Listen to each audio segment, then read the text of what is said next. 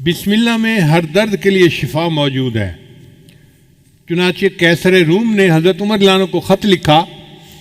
اس وقت تو مسلمان بہت زیادہ سویلائزڈ اور بڑی پاور سمجھے جاتے تھے، تو قیصر روم نے خط لکھا عمر رضی اللہ عنہ کو کہ مجھے سر میں ہر وقت درد رہتا ہے، جیسے شیٹی کا پین ہوتا ہے نا، آدھے سر میں درد ہوتی ہے، اس کے سر میں ہر وقت درد رہتا تھا۔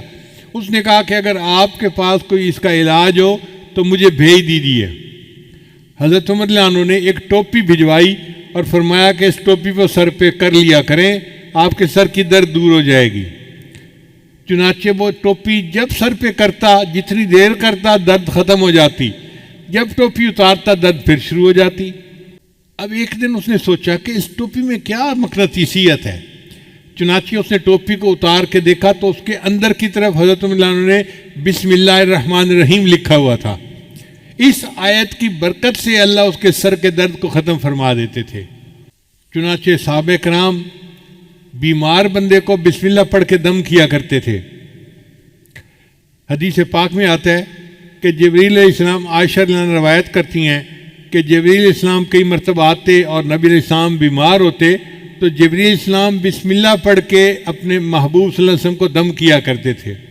یہ ایک ایسا عظیم عمل ہے کہ جو ہماری سب بیماریوں، سب دردوں، سب مصیبتوں کے لیے تریاک ہے۔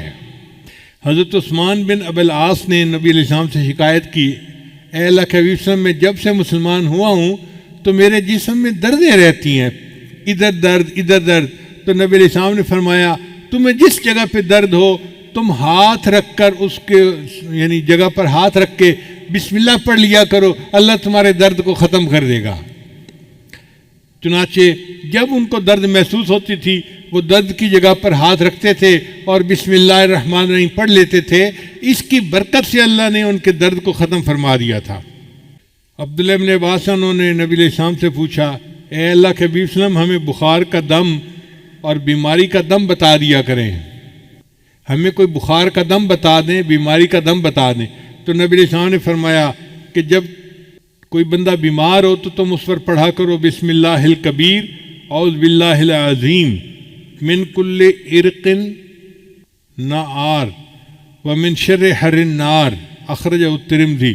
یہ ترمذی شریف کی روایت ہے۔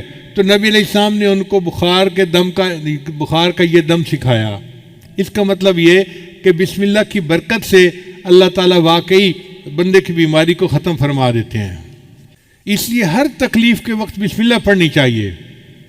احد کے موقع پہ حضرت طلحہ رضی اللہ عنہ کو زخم لگا تو بے اختیار ان کی زبان سے آہ نکلی، جیسے زخم لگتا ہے نا تو آہ بندہ کرتا ہے، آہ۔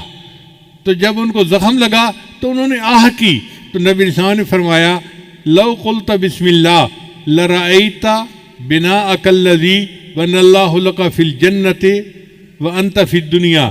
اگر تو اس موقع پر بسم اللہ کہتا جو تجھے چوٹ لگی تو دنیا میں رہتے ہوئے جنت میں اپنے ٹھکانے کو دیکھ لیتا۔ اگر تو بسم اللہ پڑھتا تو آپ دنیا میں رہتے ہوئے اپنے جنت کے ٹھکانے کو آنکھوں سے دیکھ لیتے۔ تو یہ بسم اللہ ایسا عمل ہے۔ چنانچہ ایک صحابی نبی علیہ السلام کے ساتھ سواری پر سوار تھے تو سواری کو ٹھوکر لگی تو صحابی نے کہا، تا سے شیطان برباد ہو جائے۔ تو نبی علیہ السلام نے فرمایا کہ ایسے نہ کہا کرو کہ شیطان برباد ہو جائے، وہ موٹا ہو جاتا ہے سن کے کہ دیکھو میں نے شرارت کی اور ان کو تکلیف پہنچی، وہ موٹا ہو جاتا ہے۔ تم پڑھا کرو بسم اللہ۔ جب تم بسم اللہ کرو گے تو شیطان یعنی کمزور ہو کے چونٹی جیسا بن جائے گا بسم اللہ کی برکت کی وجہ سے۔ تو اس کا مطلب ہے کہ ٹھوکر لگنے پر، تکلیف پہنچنے پر ہم اگر بسم اللہ پڑھیں گے تو اللہ تعالیٰ شیطان کو چھوٹا کر دیں گے اور ہماری تکلیف کو دور فرما دیں گے۔ نبی علیہ السلام نے ایک عمل بتایا کہ جو شخص صبح کے وقت 3 مرتبہ بسم اللہ پڑھ لے، بسم اللہ الرحمن الرحیم، بسم اللہ الرحمن الرحیم۔ اب یہ کتنا چھوٹا سا عمل ہے۔ جو شخص صبح کے وقت پڑھ لے شام تک کوئی حادثہ یا کوئی اس کو مصیبت نہیں پہنچ سکتی، اور اگر شام کے وقت پڑھ لے گا تو صبح تک اس کو کوئی مصیبت نہیں پہنچے گی۔ یہ کتنا چھوٹا عمل ہے۔ اپنے گھر میں اپنی بیویوں کو بھی بتائیں، اپنے بچوں کو بھی، اور ان کی عادت بنائیں کہ وہ ہر وقت یہ بسم اللہ کا عمل کرنا شروع کر دیں۔ عبداللہ ابن عباس عنہ کی روایت ہے کہ ایک شخص نبی علیہ السلام کی خدمت میں حاضر ہوا اور اس نے کہا اے اللہ کہ میرے حادثے بہت ہوتے ہیں، ایکسیڈنٹ ہر وقت، کبھی کوئی اور میں بڑا پریشان ہوں۔ نبی علیہ السلام نے فرمایا کہ تم جب گھر سے نکلا کرو تو یہ پڑھ لیا کرو بسم اللہ علی نفسی و اہلی و مالی، یعنی میرے اوپر بسم اللہ، میرے اہل کے اوپر اور میرے مال کے اوپر بسم اللہ، تم یہ دعا پڑھ لیا کرو۔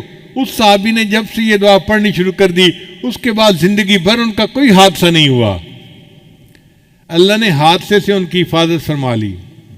اس لیے بسم اللہ جب انسان پڑھتا ہے تو حدیث پاک میں آتا ہے کہ اگر کوئی بندہ کپڑے اتارنا چاہے، جیسے کپڑے بدلنے ہوتے ہیں، نہانا ہوتا ہے تو کپڑے اتارنے کی ضرورت پیش آ جاتی ہے، اگر وہ اس سے پہلے بسم اللہ پڑھ لے تو اللہ اس کے گرد ایک دیوار بنا دیتے ہیں، جیسے قناعت آ جاتی ہے نا تو بندہ دوسروں سے اوجھل ہو جاتا ہے، تو بسم اللہ پڑھنے سے ایک قناعت سی بن جاتی ہے اور اس کو جن شیاطین نہیں دیکھ سکتے، کوئی نہیں دیکھ سکتا، تو وہ ان کے ڈر یعنی شر سے محفوظ رہتے ہیں۔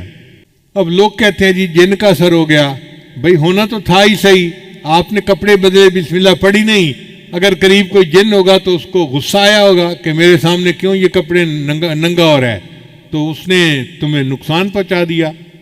تو نبی علیہ السلام نے ہمیں ہر دکھ درد سے بچنے کا عمل بتا دیا، وہ ہمارے محسن حقیقی ہیں، باتیں نظر آتی ہیں سادہ سی اور چھوٹی سی، لیکن اگر ہم ان کو اپنا لیں تو بڑی بڑی مصیبتوں سے ہم بچ سکتے ہیں۔ چنانچہ جو بندہ اپنی بیوی کے ساتھ ہم بستری کرے تو اس کو چاہیے کہ پہلے بسم اللہ پڑھ لے، دعا ہے بسم اللہ جنبنا الشیطان و جنب الشیطان ما رزقتنا۔ حدیث پاک میں آتا ہے کہ اگر اس نے یہ دعا پہلے پڑھ لی اور پھر بیوی کو ہاتھ لگایا تو اب اگر حمل ٹھہر گیا تو اس حمل میں شیطان کا کوئی حصہ نہیں ہوگا، لہذا وہ بچہ فطری طور پہ نیک ہوگا، بچپن سے نیک ہوگا۔ اب کتنے شادی شدہ لوگ ہیں جن کو اس دعا کا پتہ ہی نہیں ہے، کبھی پڑھی نہیں ہے، جب دعا ہی نہیں پڑھی تو پھر اس عمل میں شیطان بھی ساتھ شریک ہو جاتا ہے، اور جس کی گھٹی میں شیطان شامل ہو گیا پھر وہ بچہ تو پیدائشی طور پہ شیطان ہوگا۔ پھر آپ کیوں کہتے ہیں جی کہ بچے نافرمان ہیں، بچے بات نہیں سنتے، بچے بات نہیں مانتے؟ ہم نے بھی تو اپنے رب کی بات نہیں مانی جس کے نتیجے میں آج بچے ہماری بات نہیں مانتے۔